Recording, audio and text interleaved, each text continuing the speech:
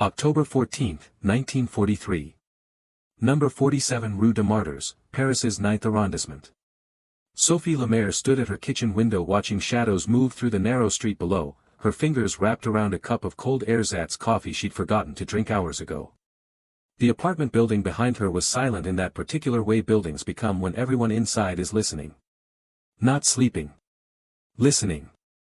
3 floors of families holding their breath, waiting for the sound of truck engines that meant the Gestapo had returned to their neighborhood. It was 2:47 in the morning. Sophie knew the exact time because she'd been checking the clock every few minutes since midnight, when the curfew made Paris into a city of locked doors and drawn curtains. Her husband Marc sat at the kitchen table behind her, pretending to read a 2-day-old newspaper by candlelight. Their daughter Elise, 9 years old, slept in the next room, or at least pretended to sleep the way children do when they sense their parents' fear and don't want to make things worse by asking questions. The Lemaires were not Jewish. They were not communists. They were not resistance fighters or saboteurs or anyone the occupying forces should care about. Marc worked as a clerk at the Prefecture. Sophie taught piano to the children of bureaucrats and shopkeepers. They attended Mass on Sundays. They stood in ration lines. They nodded politely when German soldiers passed in the street. They were ordinary people trying to survive an extraordinary time by being as invisible as possible. But 6 days ago, something had happened that made invisibility impossible. On the evening of October 8, while Sophie was giving a piano lesson to the daughter of a collaborationist official, there had been a knock at their door. Not the harsh pounding of authorities, but a quiet, almost apologetic sound. 3 taps. Pause. 2 taps. Pause. 1 tap. Marc had opened the door to find a woman he'd never seen before standing in the hallway. She was perhaps 40, thin in the way everyone was thin in 1943, wearing a coat that had once been expensive but now showed the wear of years without proper care. Behind her stood 2 children, a boy of about 7 and a girl no more than 5, both trying very hard not to cry. "Daniel Kaplan sent me," the woman had whispered. "He said you would help." And with those 7 words, the Lemaire's careful invisibility had ended. Daniel Kaplan had been Marc's colleague at the Prefecture before the racial laws forced him from his position. They'd worked side by side for 6 years, shared countless lunches, complained about their superiors, discussed their children. When Daniel had been dismissed, Marc had said the things people say in such moments. "This is terrible. This won't last. Things will improve." Empty words that felt like betrayals even as he spoke them. Marc hadn't seen Daniel in almost 2 years. He'd heard rumors. The Velodrome d'Hiver roundup in July 1942. Thousands of Jewish families arrested. Buses heading east. Trains to unknown destinations. He'd heard the rumors and done what most people did. He'd told himself the rumors were exaggerated. He'd focused on his own family's survival. He'd looked away. But now Daniel had sent this woman to his door, and looking away was no longer possible. The woman's name was Rachel Blum. The children were not hers. Their parents had been arrested 3 weeks earlier during a raid in the Marais. She was trying to move them out of Paris to a farm in Normandy where they might be safe, but the network that usually handled such movements had been compromised. 6 people arrested. Safe houses raided. Routes closed. She needed a place to hide the children for a few days while new arrangements were made.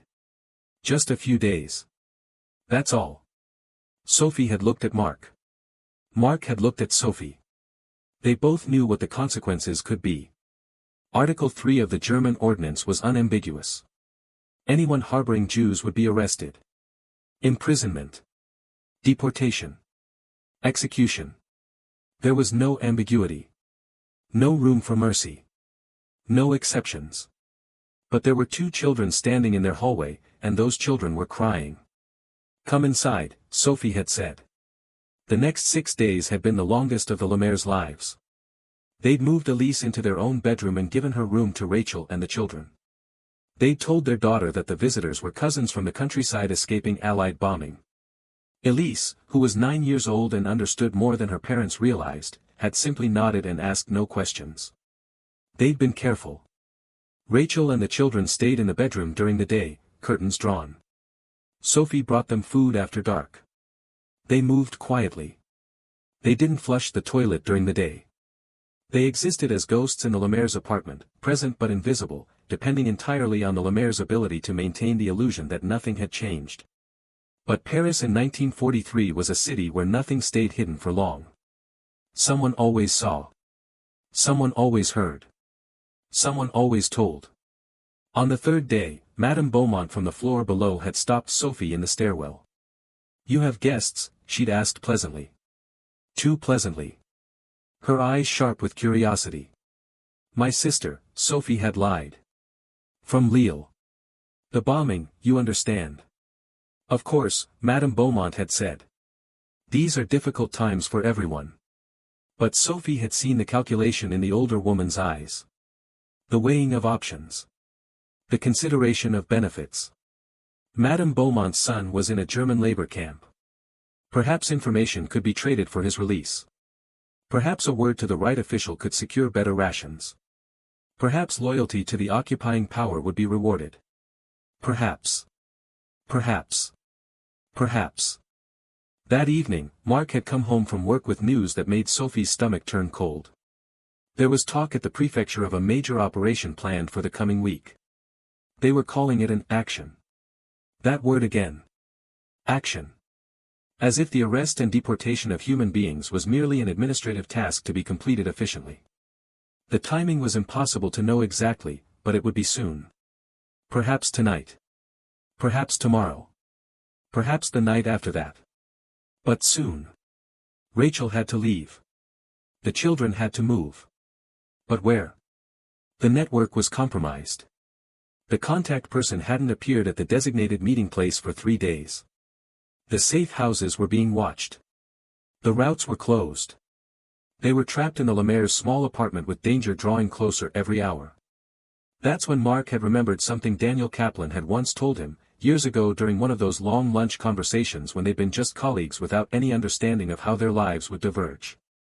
Daniel had mentioned a cousin who worked for a Protestant charity organization. The CIMAID. They helped refugees, Daniel had said. Political refugees fleeing fascism, mostly. But now, in 1943, they helped anyone who needed to disappear. Marc had found an old address book in his desk drawer. A telephone number written in Daniel's distinctive handwriting next to a name, Pastor André Dubois. The number was probably out of date. The pastor had probably been arrested or fled or died. The organization had probably been shut down. But it was the only option they had. Marc had used the telephone in the prefecture office when his supervisor was at lunch. A woman had answered. Marc had given a coded message Rachel had taught him, "I'm looking for books about Reformed theology." There had been a long pause. Then, "We have several volumes available. Come to Rue de l'Oratoire tomorrow evening at 7. Use the side entrance." And so now it was October 14th, and tomorrow evening couldn't come fast enough. One more day. 36 hours. Then Rachel and the children would leave, and the Lemaire's apartment would return to being just their apartment. No hidden guests. No whispered conversations. No fear of footsteps in the stairwell. One more day. Sophie pressed her forehead against the cold window glass and watched the empty street. October darkness. The kind that seemed to press against the windows. She thought about Madame Beaumont's sharp eyes. She thought about the coming action. She thought about what would happen if they were discovered. Not just to her and Marc and Elise, but to Rachel and the 2 children whose names she'd learned were Jacob and Sarah. Behind her, Marc turned a page of his newspaper, though Sophie knew he wasn't reading. Just performing the ritual of reading because it gave his hands something to do. In the bedroom, Elise whispered something in her sleep. A child's voice shaped by dreams that were probably better than waking. And somewhere in the Paris night, in offices and headquarters and police stations, men were making lists and planning routes and preparing for another action. Another night of trucks and flashlights and people pulled from their beds. Sophie closed her eyes and tried to pray, though prayer had become difficult lately. What did you ask God for when you were breaking the law to save children? Forgiveness? Protection? Understanding? All of it seemed inadequate. The words felt hollow. The clock on the mantel chimed 3 times. 3 in the morning. Dawn was still hours away. Tomorrow evening at 7. Rue de l'Oratoire. The side entrance. They just had to survive one more day. October 15, 1943. 3:47 p.m. Marc left the prefecture at his usual time, walking home through streets that smelled of coal smoke and the particular dampness of Paris autumn. He carried his worn leather briefcase and wore the same grey overcoat he'd worn for 3 years. He nodded to the German patrol on Rue Lafayette. He stopped at the bakery where Madame Colette sometimes saved him a small portion of real bread when she had extra. Today she had nothing extra, but she smiled anyway and told him to try again tomorrow. Everything appeared normal. That was the most important thing. Normal routine. Normal behavior. Nothing to draw attention. But inside his coat pocket, his fingers kept touching the folded paper Rachel had given him that morning. Instructions for the meeting at Rue de l'Oratoire. What to say. Where to go. How to signal that it was safe to approach or that danger was present. The whole elaborate dance of the underground, reduced to a page of careful handwriting that would damn them all if it was discovered.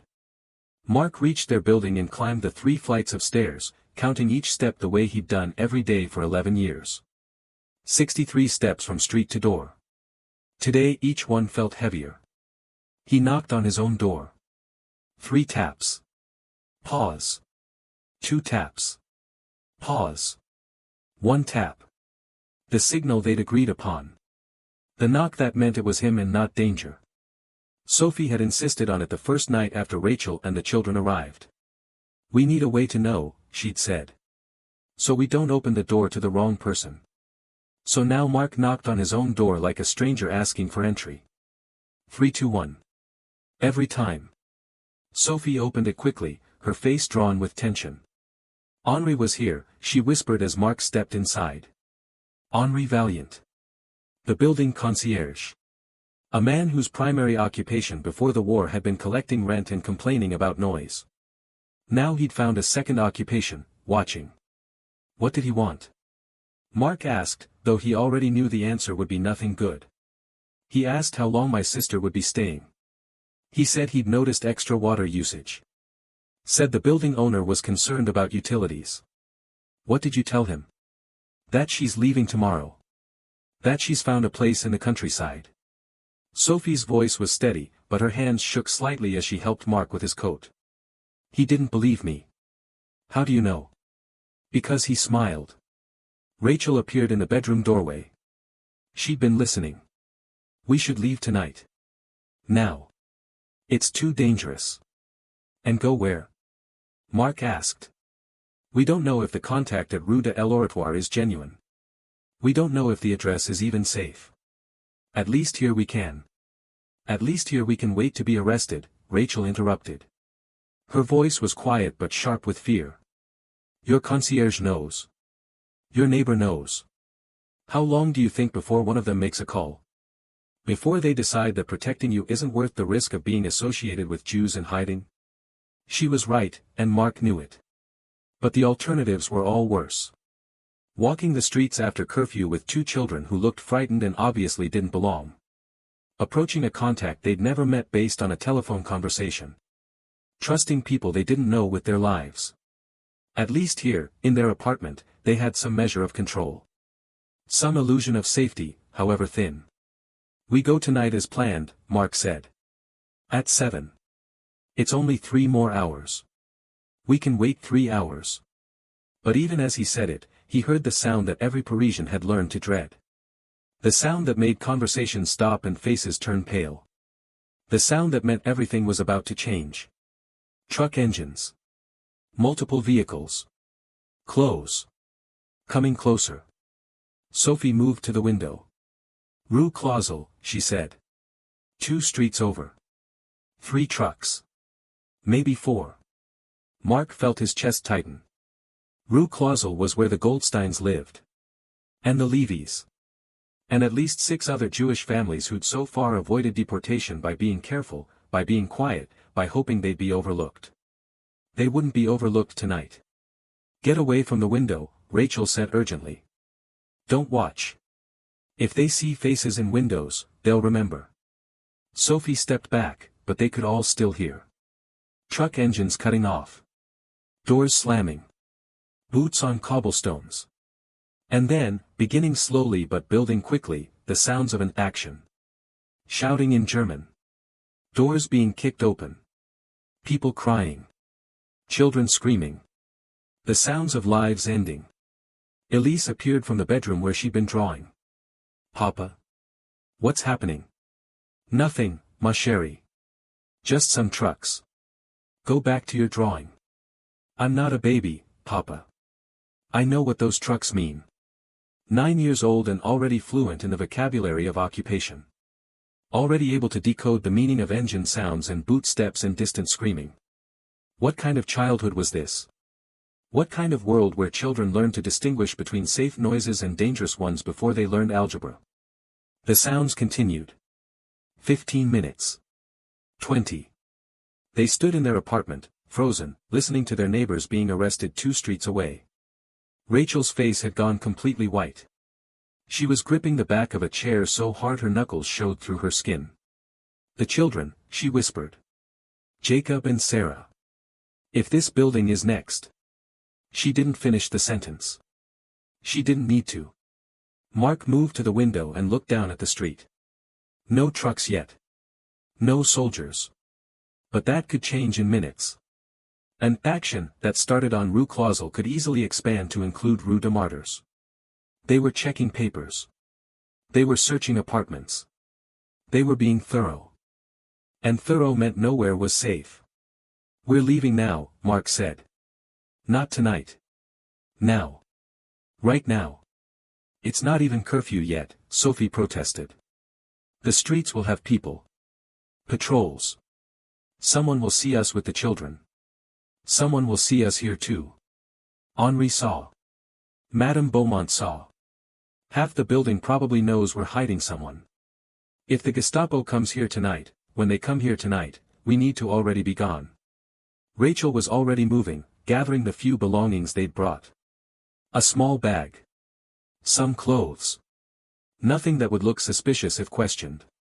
Sophie helped the children into their coats.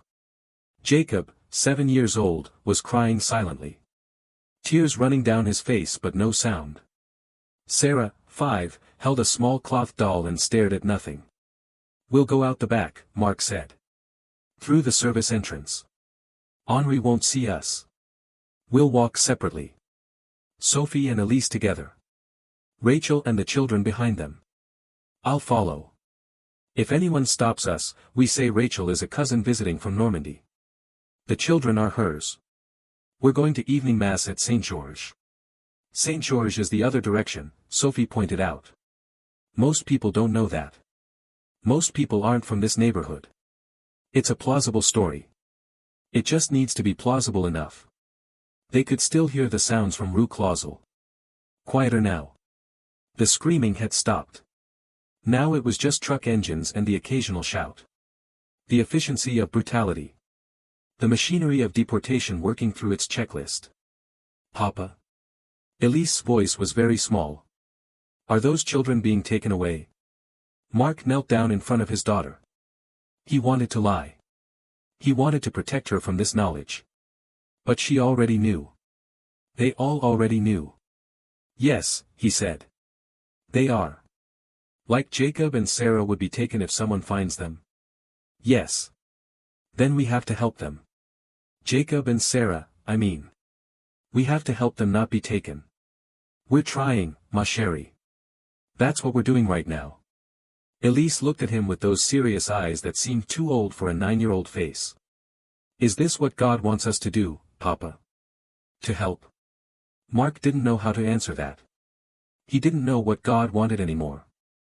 Didn't know if God was watching or had turned away from this whole catastrophe. But he knew what he wanted.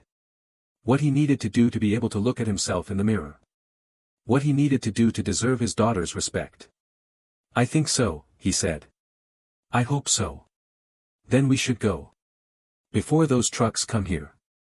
They left their apartment at 4:23 p.m. on October 15, 1943. Sophie and Elise first, walking with the casual purposefulness of people running an errand. Rachel and the children 30 seconds behind, Rachel's hand tight on Jacob's shoulder, Sarah clinging to her coat. Mark last, briefcase in hand, looking like a man returning from work. They used the service stairs. Down 3 flights in the dim light, past the sounds of other apartments, other lives continuing behind closed doors. Past Madame Beaumont's floor, moving quietly. Past the Martins' apartment where a radio played German music. Down to the ground floor and through the service entrance that opened onto a narrow alley behind the building. The alley smelled of garbage and coal ash. Afternoon light filtered between buildings, creating shadows that moved with the wind. Sophie and Elise emerged onto the side street first, turned right, began walking at a normal pace. 30 seconds later, Rachel and the children followed. Then Marc. They walked separately but together. 3 groups that appeared unrelated but were connected by invisible threads of desperate hope. The streets were full of people. That was good. More people meant more anonymity. But it also meant more eyes. More potential witnesses. More chances for someone to notice something wrong. A German patrol passed on Rue Lafayette. 4 soldiers, rifles slung, walking with the casual confidence of occupying force. Sophie didn't look at them. Just kept walking. Elise beside her, hand in hand like mother and daughter out shopping. Behind them, Rachel maintained the same steady pace, children close. They passed through the place Saint-Georges. Past the church where Marc had claimed they were going for evening mass. Past the corner café where collaborationists drank wine and pretended the war was already won. Past the tobacco shop that now sold only the worst quality cigarettes at prices no one could afford. Rue de l'Oratoire was 6 blocks away. In peacetime, it would have been a 10-minute walk. Today it felt like crossing an ocean. They'd made it 4 blocks when they saw the checkpoint. 2 German soldiers and a French policeman, stopping people randomly, checking papers. The checkpoint hadn't been there yesterday. It was one of those sudden, unpredictable additions that made navigation through occupied Paris like walking through a minefield. Rules changed without notice. Routes that were safe yesterday became dangerous today. Sophie stopped at a shop window, pretending to examine the display of empty shelves. Behind her, Rachel did the same. Marc paused to light a cigarette, his hands steady despite the fear coursing through him. The checkpoint was directly ahead. There was no other route. The side streets would take them far out of their way and past curfew. They had to go through. Or they had to turn back. Return to the apartment. Wait for the inevitable knock on the door. The inevitable arrest. The inevitable end. Sophie made the decision. She took Elise's hand and walked toward the checkpoint. Calm. Purposeful. A woman with her daughter going somewhere ordinary. Nothing suspicious. Nothing worth noticing. The French policeman stopped them. Papers. Sophie produced her identity card. Elise too. The policeman examined them carefully. Too carefully. Looking for something. Looking for reasons. Where are you going? To my mother's apartment. She's been ill. I'm bringing dinner. Your mother lives in this direction. On Rue Saint-Honoré. Yes. The policeman looked at Elise. And this one? My daughter. She wanted to see her grandmother. The policeman studied Elise's face. His expression was unreadable. Could have been suspicion. Could have been boredom. In occupied Paris, you learn to read faces but could never be certain. Go ahead, he said finally. Sophie and Elise walked past the checkpoint.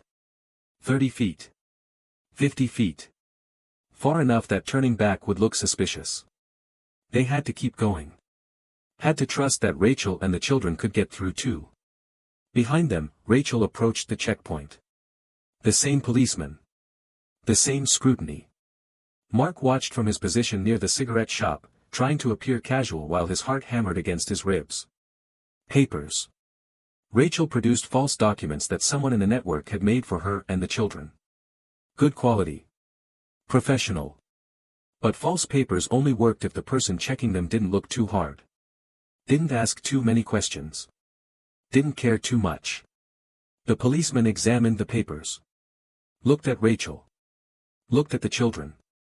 Jacob was still crying silently, tears on his cheeks. Sarah clutched her doll. These children are upset, the policeman observed. Their grandfather died yesterday. We're going to tell their grandmother.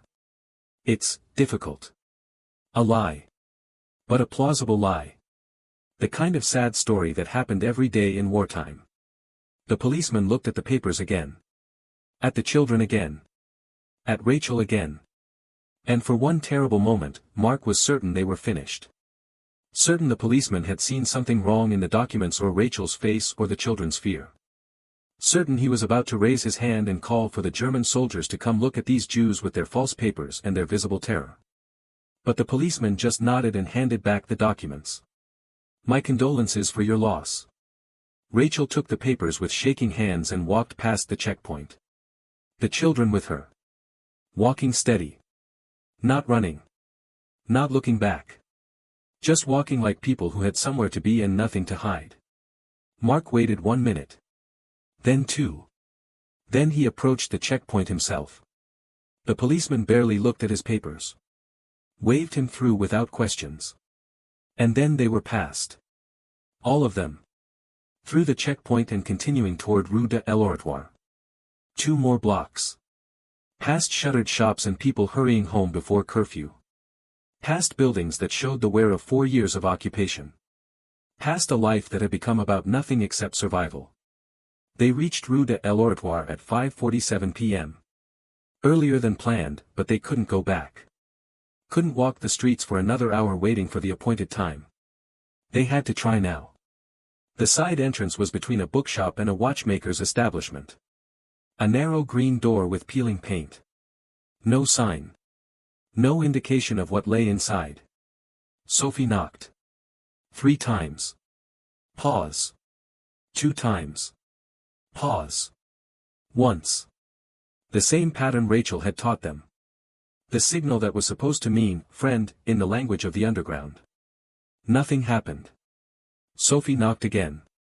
Same pattern. Her hand shaking now. The fear finally breaking through the calm facade they'd maintained for 6 blocks. The door opened. A woman stood there. Middle-aged, wearing a simple dress and cardigan.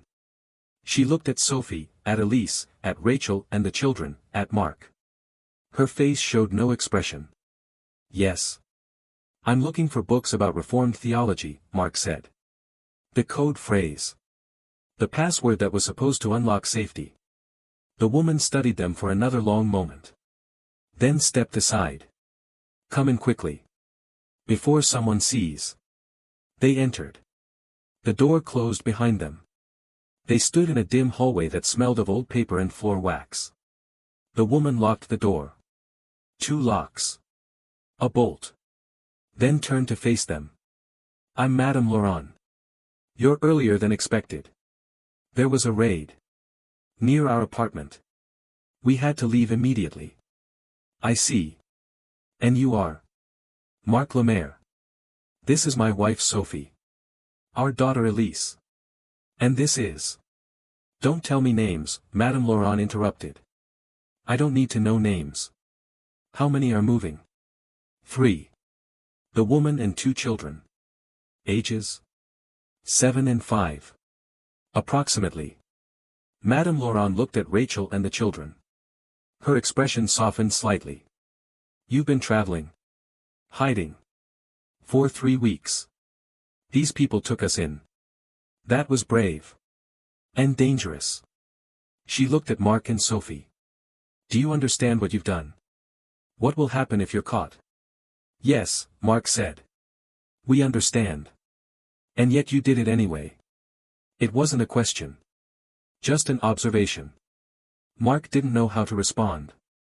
Come upstairs, Madame Laurent said. We'll have you moved by tomorrow morning. But tonight you'll need to stay here. All of you. It's too dangerous to be on the streets after curfew now. The raids are continuing. She led them up narrow stairs to a room on the 3rd floor. It was small, furnished with a few chairs and a table. 2 small windows looked out on the street. Heavy curtains were already drawn. This is our waiting room, Madame Laurent explained. We move people through here regularly. You'll be safe for tonight. Tomorrow we'll get you where you need to go. She left them there. Locked the door from the outside. They heard her footsteps descending the stairs. Then silence. They were trapped again. But this time, perhaps, they were trapped with people who wanted to help them rather than people who wanted to harm them. Perhaps. October 15, 1943. 11:34 p.m. The room on the third floor of Rue de l'Oratoire had gone quiet. Jacob and Sarah had finally fallen asleep, curled together on a blanket Madame Laurent had provided. Rachel sat near them, eyes open, watching. Elise slept sitting up in a chair, her head against Sophie's shoulder.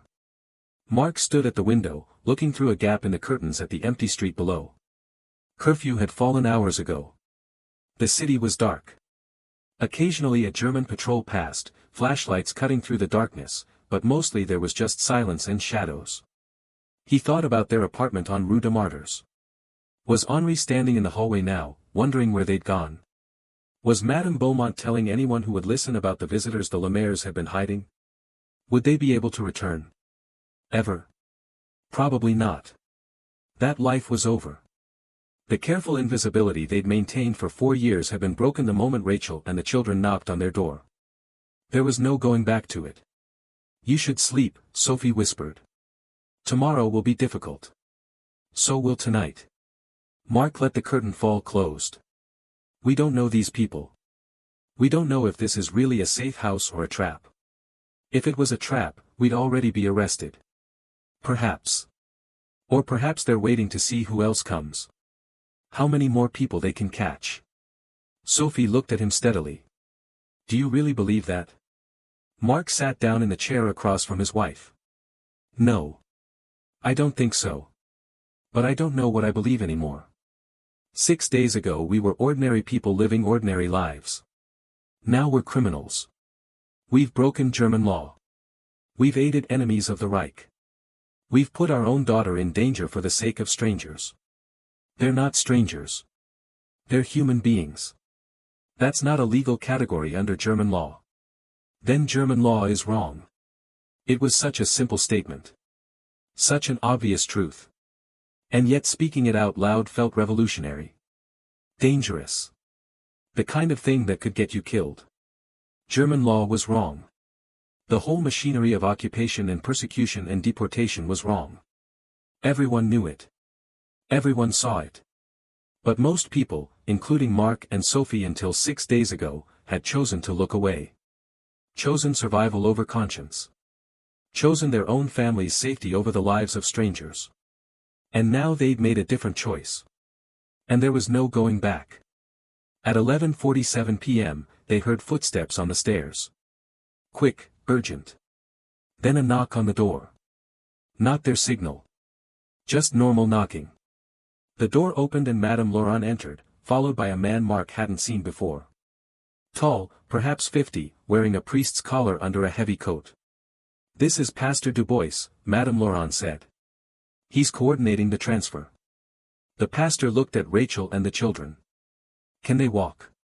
For several hours if necessary. Yes, Rachel said. Where are we going? Better you don't know until we're there.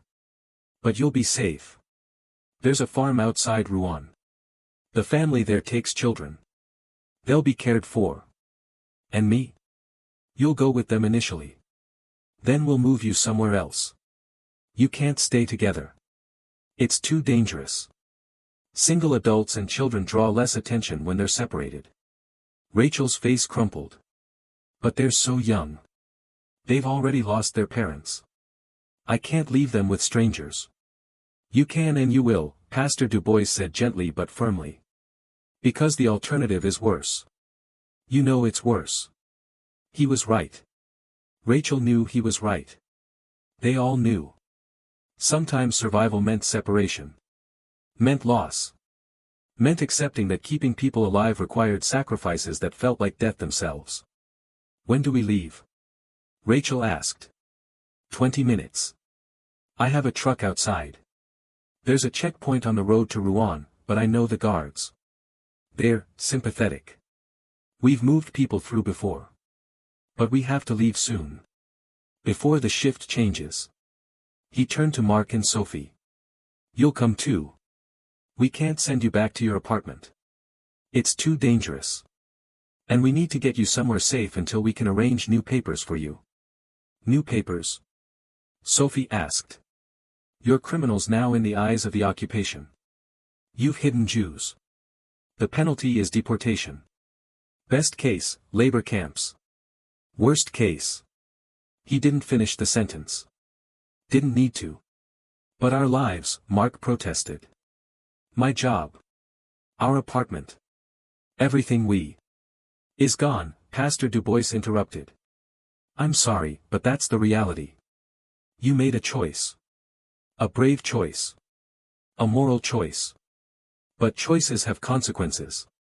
The life you had is over. Now we help you build a new one. Marc felt Sophie's hand find his. Squeeze tight. Their whole life. Gone. Everything they'd built over 20 years of marriage. The apartment they'd saved for. The furniture they'd chosen together. The routines and rhythms of daily existence. All of it ending because they'd answered their door 6 days ago. But then he looked at Jacob and Sarah sleeping on the floor. 2 children who would wake up tomorrow still alive because the Lemaires had opened that door. And he thought about the children from Rue Clausel who wouldn't wake up tomorrow in their own beds. Who were even now on trains heading east to destinations no one spoke about but everyone feared. 2 children alive. That was what their life had purchased. 2 children who might grow up. Might have futures. Might become more than victims of a system that had decided they didn't deserve to exist. Was that a fair trade? Marc didn't know. But it was the trade they'd made. Where will we go? Sophie asked. For now, to the same farm. Then we'll see. We have networks throughout France. Protestant communities, Catholic parishes, individuals who help. You're not alone. There are more of us than you'd think. People who decided that following orders was less important than following conscience. Madame Laurent had been moving around the room while they talked, gathering belongings, packing bags. Now she handed coats to everyone. Dress warmly. The truck has no heat. It'll be a cold ride. They woke the children gently. Elise rose without complaint, used to being moved without explanation. Jacob and Sarah needed more coaxing, confused by being woken in the middle of the night in a strange place by people they barely knew. Rachel held them close. We're going somewhere safe. Somewhere with a farm. Have you ever been to a farm? They shook their heads. City children who'd never seen anything except Paris streets and buildings and crowds. There are animals, Rachel continued. Chickens and cows and maybe a horse. You'll like it. Sarah clutched her cloth doll. Will my parents be at the farm? The question that Rachel had been dreading. The question she couldn't answer honestly without destroying whatever fragile hope these children still possessed. Maybe later, she lied. For now, it will just be us. But we'll be together. Another lie. They wouldn't be together for long. But for tonight, for this moment, the lie was kinder than the truth. Pastor Dubois led them down the stairs. Not through the front entrance where they'd entered, but through a back hallway and out a door that opened into a courtyard. A truck waited there, engine running quietly. Dubois opened the back. It was full of furniture and wooden crates. There's a space behind the crates, he explained. It's cramped, but it's hidden. If we're stopped, don't make a sound. No matter what. Understood? They nodded. Understood. No sound. No matter what. The first rule of survival in occupied territory. They climbed into the back of the truck. Squeezed into the space behind the furniture. It was dark. Cramped. The truck smelled of motor oil and old wood. Dubois closed the door. They heard him return to the driver's seat. The engine sound changed. They began to move. Marc held Sophie's hand in the darkness. Felt Elise pressed against his side. Heard Rachel's whispered reassurances to Jacob and Sarah somewhere nearby. They were all connected now. Bound together by this shared flight. This shared crime of choosing humanity over law. The truck moved through Paris streets.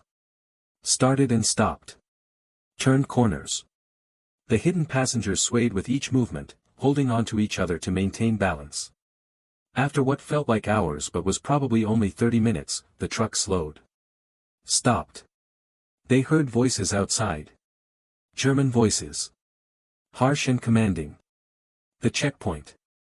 Marc felt Sophie's hand tighten on his. In the darkness, he could hear Jacob's frightened breathing. Rachel whispering something. Maybe a prayer. Maybe just words to calm the children. Outside, Pastor Dubois was talking to the German soldiers. His voice was calm. Explaining something. Paperwork rustled. A flashlight beam swept through the truck. They could see it through the cracks in the crates. Coming closer. The beam moving systematically through the cargo space. Marc held his breath. Beside him, Elise was completely still. Years of occupation had taught her this skill. The ability to become invisible. To make yourself small and silent and forgettable.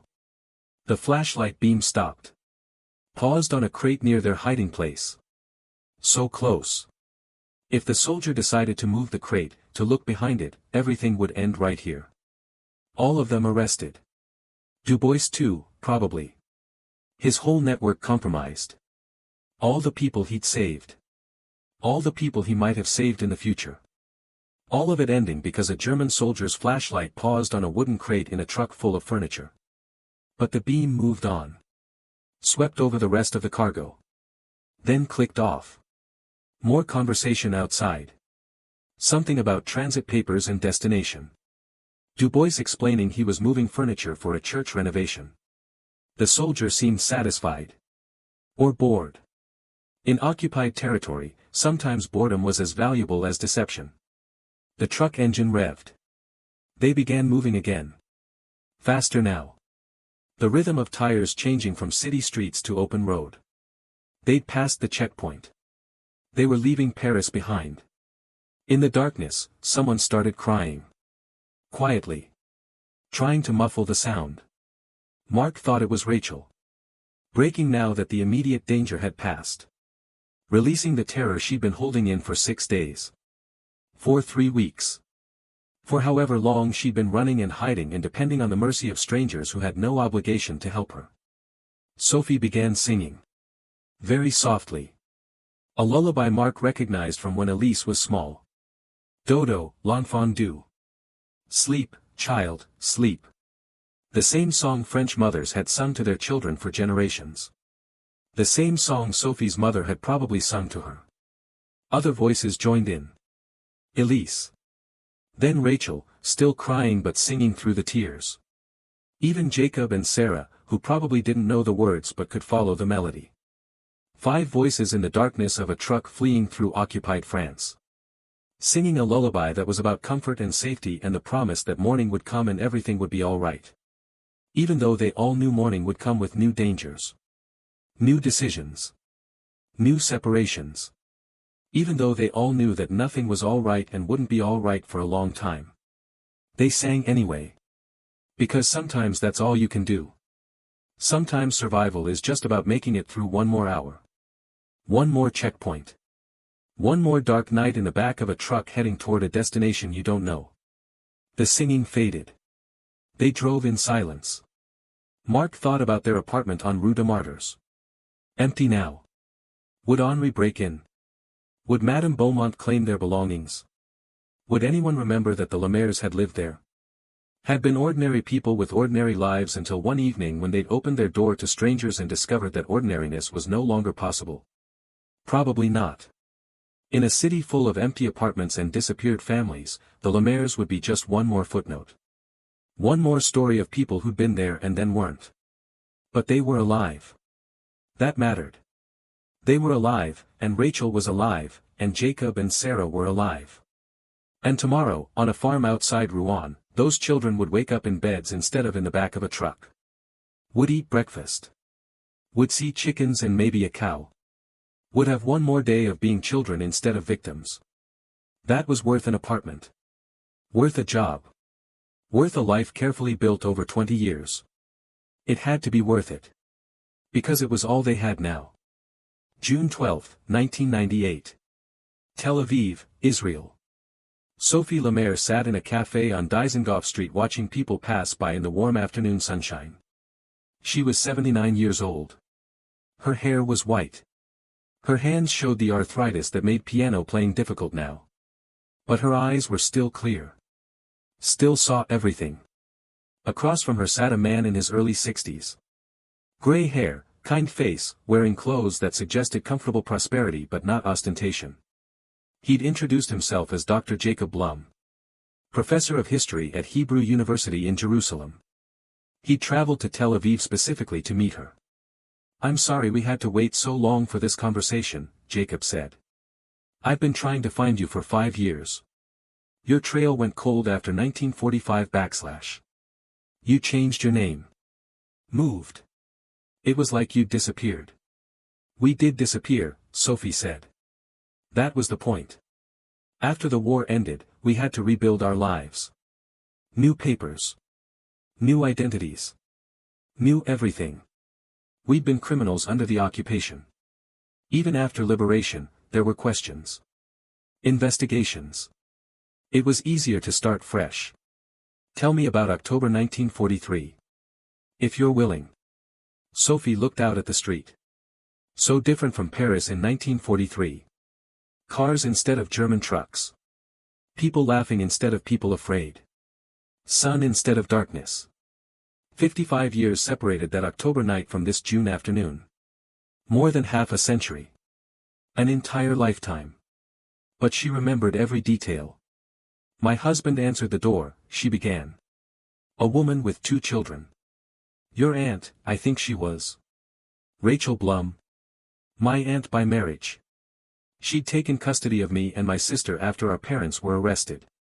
She'd been trying to get us out of Paris." "Yes. She came to our apartment. Said Daniel Kaplan sent her. My husband knew Daniel. They'd worked together before the racial laws. Daniel was my mother's cousin. He survived the war. Died in 1987 /. Before he died, he told me the story of how he'd sent his contacts to a man named Marc Lemaire. Said Marc and his wife saved 2 children in October 1943 /. Said he didn't know what happened to them after." Sophie smiled slightly. A sad smile. "What happened to us is we lost everything. Our apartment. My husband's job. Our entire life. We spent the rest of the war moving from place to place. Safe houses. Farms. Sometimes sleeping in barns. Sometimes going days without food. But we survived. We stayed together. That's what mattered." "And your daughter? Elise?" "She's in Paris. Has 3 children of her own now. 7 grandchildren. She teaches, like I did. History instead of music, but teaching nonetheless." Jacob reached into his bag and pulled out a cloth doll. Old. Worn. The kind of toy a child might have treasured decades ago. "Do you recognize this?" Sophie's breath caught. She reached for the doll with trembling hands. "Sarah's doll. She had it that night. When we left Paris. She wouldn't let it go. She kept it her whole life. When she died last year, she left instructions. She wanted me to find the people who saved us in October 1943 /. Wanted them to have this. To know what became of the children they risked everything for. Sarah died. Peacefully. In her sleep. After a long and happy life. She married. Had 4 children. 9 grandchildren. She became a teacher like your daughter. She taught art in a school in Haifa for 40 years. Sophie held the doll carefully. As if it might break. As if it was made of something more fragile than cloth and stuffing. "And you?" "I became a historian. Specialized in the French resistance and the networks that saved Jewish children during the war. I've documented over 3,000 cases. Interviewed survivors. Published books. My life's work has been preserving these stories. Making sure people remember that even in the darkest times, there were people who chose to help." He pulled out a folder. Opened it to show photographs. "This is Sarah 2 years ago. Still teaching. Still painting. This is her family. Her children. Her grandchildren. 12 people who exist because you and your husband opened your door 55 years ago." Sophie looked at the photographs. Faces of people she'd never met. Lives she'd never known. But connected to her. Connected by that October night when a woman and two frightened children had knocked on her door and she'd made a choice. Your husband, Jacob asked gently. Mark. Is he? He died in 1983. Heart attack. Quick. He didn't suffer. Sophie's eyes filled with tears. He never talked about the war. What we did. He said it wasn't heroic. Said we just did what anyone should have done. But not everyone did. That's what made it heroic. Most people looked away. Chose safety over conscience. Your husband chose differently. We chose together. It wasn't just Mark. It was both of us. And Elise too, in her way. She was 9 years old and she understood what was happening. She never told anyone. Never complained. Just accepted that our life had changed and we had to adapt. Jacob took out another photograph. An old man with white hair and a gentle smile. Pastor Du Bois. He died in 1976 /. His network saved over 500 people during the war. He was recognized by Yad Vashem as righteous among the nations in 1972 /. He always said the real heroes were people like you. The ordinary citizens who opened their doors to strangers. What happened to him? After that night in October? He continued moving people out of Paris. Was arrested in January 1944 /. Spent 6 months in Fraynes prison. Was released after D-Day when the resistance started liberating prisons. He returned to his church. Continued his work. And Madame Laurent died in 1947 /. Tuberculosis. She'd contracted it during the war but kept working despite being sick. The same building on Rue de l'Oratoire is still there. There's a plaque now. Commemorating what happened there. Sophie nodded slowly. Processing. Remembering. Connecting the fragments of that October night to the lives that had followed. The consequences that had rippled outward for 55 years. Did you know, Jacob said, that there are now 47 people alive who can trace their existence directly back to what you and your husband did in October 1943? 12 from Sarah's family. 15 from mine. 20 more from people who were saved through the same network you became part of. 47 people. 47 people. Children. Grandchildren. Great-grandchildren. Lives that wouldn't exist if you'd closed your door that October evening. If you'd chosen safety over conscience. Sophie looked at the cloth doll in her hands. Then at the photographs of Sarah's family. Strangers who were somehow family. Connected by a choice made in darkness 55 years ago. Was it worth it? Jacob asked. The price you paid. Everything you lost. Sophie thought about the apartment on Rue des Martyrs. The life they'd built. The careful invisibility they'd maintained. All of it abandoned in one terrible night. She thought about the years that followed. Moving from place to place. Living with false papers and borrowed names. The constant fear. The uncertainty. The price of choosing conscience over law. She thought about Mark. Gone 15 years now. About the life they'd lived together after the war. Quiet. Careful. Never quite trusting that the danger was truly over. Never quite believing that they could build something permanent. But she also thought about Elise. Teaching history in Paris. About her 3 children and 7 grandchildren. People who existed because Sophie and Mark had survived. Had chosen life over safety. And she thought about these photographs. Sarah's family. Jacob's family. Lives that bloomed from a single October night.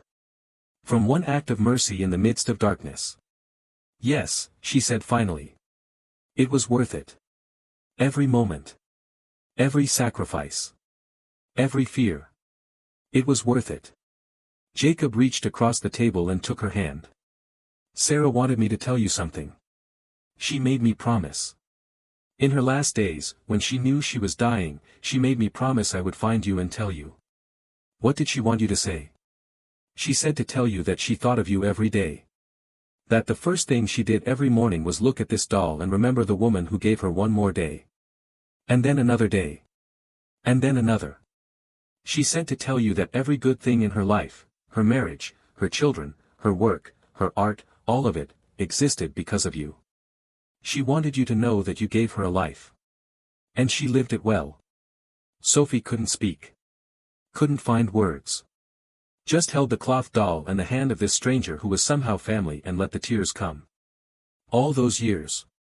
All that fear. All that loss. And here was the answer. Here was the purpose. 47 people. 12 directly from the child who'd clutched this doll in the darkness of a truck leaving Paris. Lives that existed because two ordinary people had answered their door. Thank you, Jacob said. For being willing to meet me. For sharing your story. For everything. Thank you for finding me. For letting me know. I always wondered. We lost touch with Rachel after 1944 / Never knew what happened to the children. Whether they survived. Whether it mattered. It mattered. It matters. Your story matters. They sat in silence for a while. The café noise continuing around them. Life happening at every table. Conversations and laughter and the ordinary business of ordinary days. The kind of ordinary that Sophie and Marc had lost in October 1943 when they'd chosen to help. But here, in this June sunshine in this café in Tel Aviv, Sophie understood something she hadn't quite grasped before. That ordinariness was overrated. That the price they'd paid had purchased something far more valuable than a comfortable apartment and a safe routine. It had purchased meaning. Purpose. The knowledge that when circumstances demanded a choice between safety and conscience, they had chosen conscience. And that choice had rippled outward for 55 years. Had created lives. Had created futures. Had created this moment. There's one more thing, Jacob said. He pulled out a last photograph. Black and white. Faded. It showed 6 people standing in front of a farmhouse. Sophie recognized herself immediately, though she looked impossibly young. Marc beside her. Elise. And Rachel with 2 children. This was taken in November 1943, Jacob explained. At the farm outside Rouen. One of the farmers had a camera. He took this just before Rachel and we children were moved again. Pastor Dubois kept it. It's the only photograph that exists of that moment. The only evidence of what happened. Sophie stared at the photograph. At her younger self looking frightened but determined. At Marc's arm around her shoulders. At Elise standing brave and small between her parents. At Rachel holding Jacob and Sarah close. 6 people who'd survived one more day. Who'd made it through one more checkpoint. One more dark night in a truck. Can I keep this? It's yours.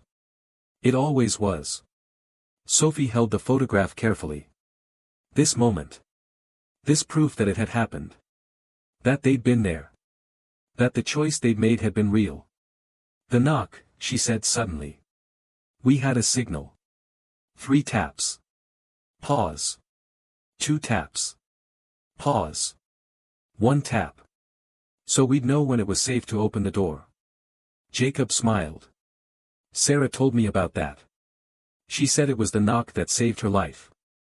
That for years afterward, whenever she heard someone knock 321, she felt safe. Felt protected. Like the universe was reminding her that there were still people who would open doors instead of closing them. We were just trying to survive. You were saving lives. There's a difference. Sophie looked at the photograph one more time. Then at the cloth doll. Then at Jacob. This stranger who wasn't a stranger. This man who existed because of a knock on a door 55 years ago. Tell me about your life, she said. About your sister's life. About all 47 people. I want to know. I want to hear every story. I want to know what our October night became. And so Jacob told her. And Sophie listened. And outside the café, Tel Aviv continued its ordinary business. People passing by. Children laughing. Cars honking. All the beautiful chaos of life continuing. Life that existed because sometimes, in the darkness, people choose to open doors instead of closing them. Sometimes people choose conscience over law. Sometimes people knock 3 times, pause, knock twice, pause, knock once. And sometimes, someone answers.